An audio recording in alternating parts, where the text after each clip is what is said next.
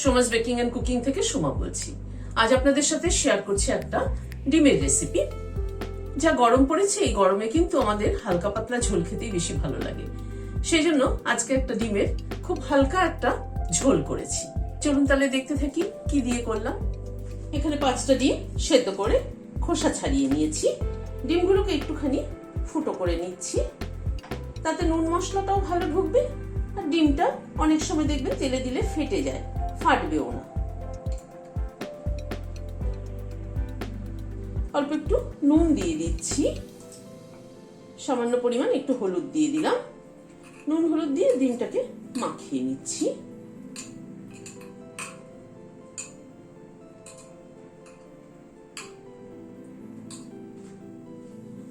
গ্যাসে একটা কড়াই বসালাম, সরষের তেল দিচ্ছি। তেলটা গরম হয়ে এসছে, ডিমটা ছেড়ে দিচ্ছি।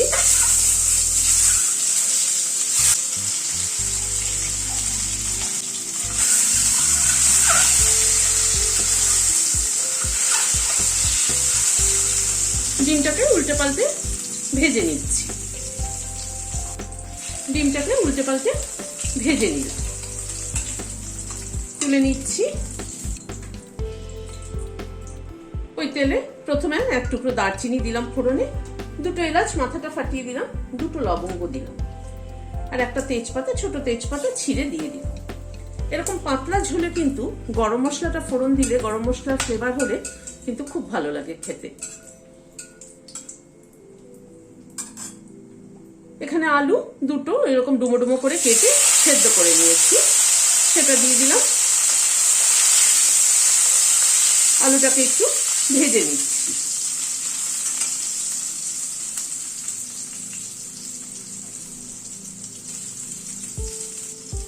একটু নুন দিয়ে দিলাম আলু ভাজার সময়।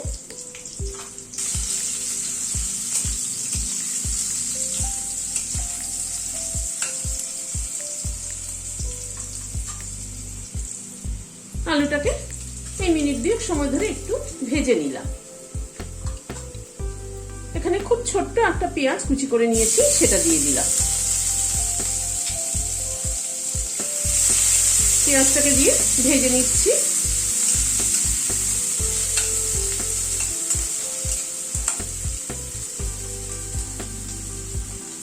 পেঁয়াজটাকে মিনিট খানেক একটুখানি নাড়াচাড়া করে নিলাম। আর 10টা গোলমরিচ দিয়ে দিলাম। এরকম পাতলা ঝোলে কিন্তু গোলমরিচের ফ্লেভারটা কিন্তু দারুণ লাগে। এই ছোট ছোট রান্নার কতগুলো জিনিস আছে যেগুলো একটুখানি চেঞ্জ করলে স্বাদের কিন্তু আমূল পরিবর্তন হয়। এখানে 4-5 কোয়া রসুন আর 2টো কাঁচা লঙ্কা পেস্ট করে নিয়েছি, সেটা দিয়ে দিলাম।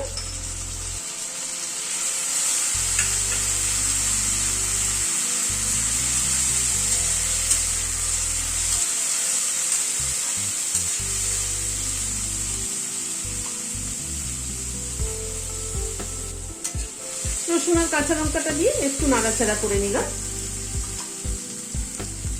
এখানে ছোট্ট একটা টমেটো পেস্ট করে নিয়েছি, সেটা দিয়ে দিলাম।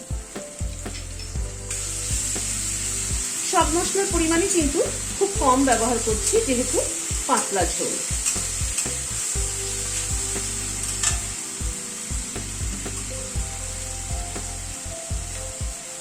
হলুদ দিলাম সামান্য পরিমাণ, কাশ্মীরি রেড চিলি দিলাম 1/2 চামচেরও কম, নুন দিলাম 1/2 চামচ।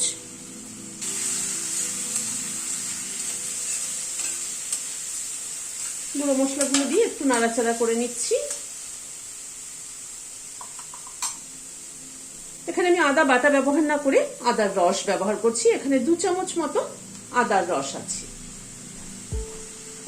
যেহেতু পাতলা ঝোল সেই জন্য কিন্তু পেস্ট ব্যবহার করলাম না। এবং পেঁয়াজেরও কিন্তু একটা পেঁয়াজের, মিডিয়াম সাইজ একটা পেঁয়াজের রস দিলাম। সব দিয়ে মশলাটাকে আবার একটুখানি কষিয়ে নিচ্ছি। প্রায় 3-4 মিনিট সময় ধরে গ্যাসের ফ্লেমটাকে মিডিয়ামে রেখে মশলাটাকে কষিয়ে নিলাম। এই গরমে দেখবেন এক গাদা পেঁয়াজ আদা দিয়ে রসুন দিয়ে ঝোল খেতে কিন্তু ভালো লাগে না, একটু হালকা পাতলা খেতেই কিন্তু ভালো লাগে। সেই জন্য আজকে ঝোলের ঘনত্বটা কমানোর জন্য সব কিন্তু আমি রস ব্যবহার করলাম, পেঁয়াজের রস, আদার রস। এবার গরম জল দিয়ে দিচ্ছি।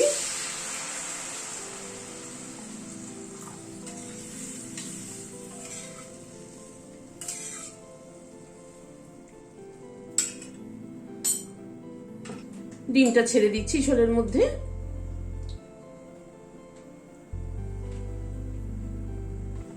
ঝোলটা একটু ঢেকে দিচ্ছি। 3-4 মিনিট মতো ঢাকা ছিল, ঢাকাটা খুললাম। সামান্য একটুখানি চিনি দিলাম, কারো যদি পছন্দ না থাকে তাহলে এটা স্কিপ করবে। 2টো কাঁচা লঙ্কা মাথাটা চিড়ে দিয়ে দিলাম, আর একটু লেবুর রস দিচ্ছি। একটা ছোট পাতি লেবুর হাফটা রস এখানে ব্যবহার করছি।